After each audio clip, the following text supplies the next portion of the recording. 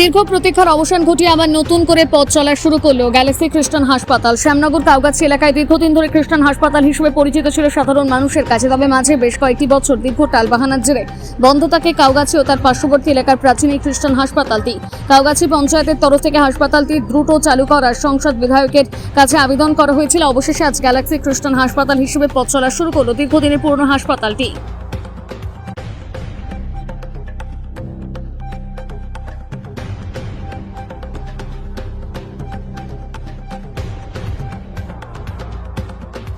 মানুষের পরিষেবা দেওয়ার জন্য তৈরি হলো এবং চালু হলো। আমি ধন্যবাদ জানাই কাউগাছি পঞ্চায়েতকে, তারাও এগিয়ে এসছেন এবং সোমনাথ শান এখানে রয়েছেন এবং তার বক্তব্য এখানে রেখেছেন। মঞ্জু বসু আমার দীর্ঘদিনের সহকর্মী বিধায়ক নোয়াপাড়ার, সেও এখানে রয়েছে। এই হাসপাতালে এখানে রেবা রাহা তিনি এখানে রয়েছেন, আমি তার প্রতি শ্রদ্ধা জানাই। কারণ মহিলারা মাথায় থাকলে যে কোনো প্রতিষ্ঠানের, বিশেষ করে সেবামূলক প্রতিষ্ঠান যেগুলো, তার উন্নতি সাধন কেউ ঢুকতে পারে না। তার প্রতি আমার শ্রদ্ধা, স্বপন বাবুর প্রতি আমার শ্রদ্ধা, এখানে হচ্ছে বড় কথা। তো আমি ওকেও অনেক ধন্যবাদ জানাই। তুমি কি ডাক্তার এবং এর সঙ্গে যুক্ত হচ্ছে, তো তাহলে ডাক্তার যখন ওথ নেয়, তখন শপথ নেয়, তখন কিন্তু মানুষের পরিষেবা দেবে, সেটাই তার শপথের মূল লক্ষ্য থাকে। তো সেই পরিষেবা দেওয়ার লক্ষ্যে যে সৌম্যদীপ্ত কাজ করছে, আমি অনেক অনেক অনেক স্নেহ, ভালোবাসা, আশীর্বাদ তাকে দিই, ভালো করে কাজ করুক, এটাই নিশ্চিতভাবে চাইব। এখানে সম্মানীয় বিধায়ক দশকে চালু হলেও এটা বন্ধ হয়ে গেছিল যে কোনো কারণে। এটা মঞ্চটা রাজনৈতিক নয় বলে রাজনীতি করছি না, কিন্তু বন্ধ হয়েছিল, ঘটনা হলো বন্ধ হয়ে গেছিল। আবার তাকে পুনরায় চালু করার জন্য সম্মানীয় বিধায়ক একটা পরিকল্পনা গ্রহণ করেছিলেন এবং সেই মতন গ্যালাক্সির কাছে তারা আবেদন জানিয়েছিলেন। এবং গ্যালাক্সি খ্রিশ্চান, এটা আগে খ্রিশ্চান হসপিটাল ছিল, তো গ্যালাক্সি খ্রিশ্চান হসপিটালের রূপে এটা এখন একটা ওই পিপিপি মোডে এগ্রিমেন্ট হয়েছে এবং এটা 21 বছরের একটা এগ্রিমেন্ট ইতিমধ্যেই হয়ে গেছে। অফকোর্স সেটাই এগ্রিমেন্টের যে ডিড আছে তাতে রিনিউয়ালেরও প্রভিশন রয়েছে, ফলে এটা পরবর্তীতে রিনিউডও হবে নিশ্চিতভাবে।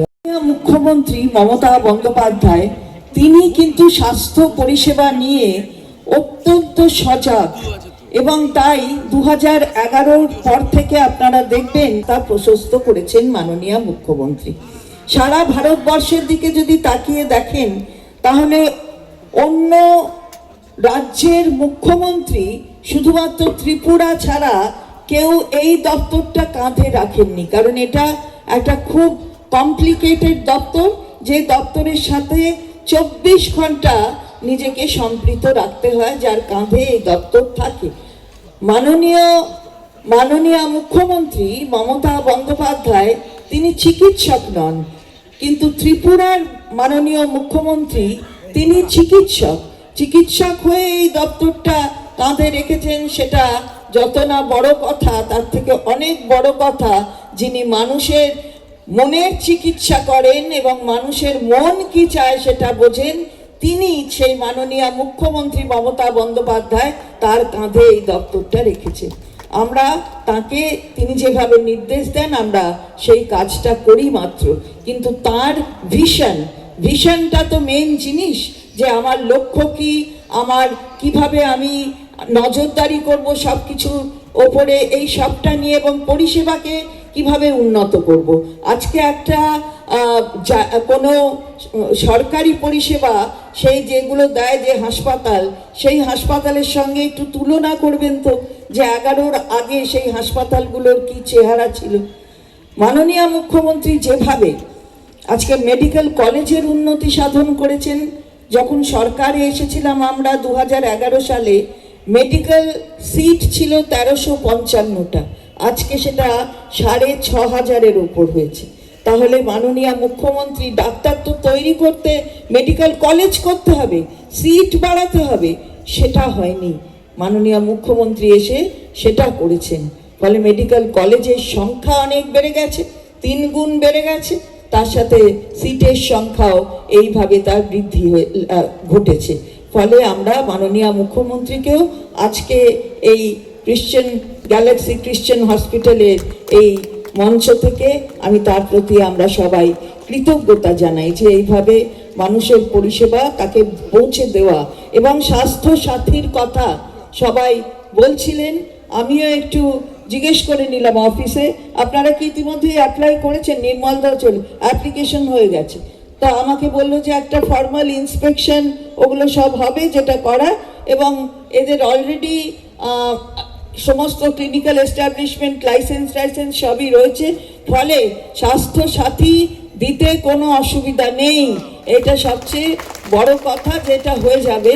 এটা একটুখানি হয়তো সময় লাগবে, কয়েকদিন, কিন্তু তার মধ্যেই এটা ইন্সপেকশন করে যাতে হয়ে যায়, আমিও বিশেষভাবে এর জন্য লক্ষ্য রাখবো।